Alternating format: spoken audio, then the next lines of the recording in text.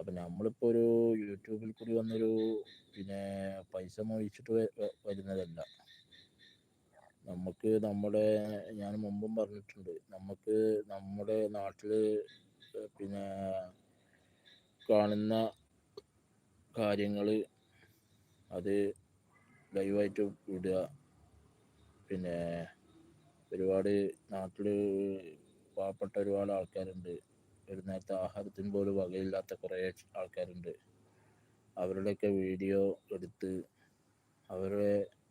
അവർക്കൊരു സഹായം കിട്ടട്ടെ എന്ന് വിചാരിച്ചിട്ടാണ് ഞാൻ ഓരോ ഇത് ചെയ്യാറുള്ളത്. പിന്നെ ഞാൻ യാത്ര നല്ല നടത്താറുണ്ട്, യാത്ര ചെയ്യാറുണ്ട്. യാത്ര ചെയ്യുമ്പോൾ ഓരോ കാര്യങ്ങൾ ഞാൻ എടുത്ത് വിടാറുണ്ട്. അങ്ങനെയൊക്കെയാണ് എൻ്റെ ഈ ചാനൽ മുന്നോട്ട് കൊണ്ടുപോകുന്നത്. അല്ലാതെ ഞാൻ യൂട്യൂബിൽ കൂടിയിട്ട് 10,000 20,000 ഫോളോവേഴ്സ്, 20,000 റുപ്യ പൈസക്ക് വേണ്ടിയിട്ടല്ല ഞാൻ ഈ ചാനൽ മുന്നോട്ട് കൊണ്ടുപോകുന്നത്.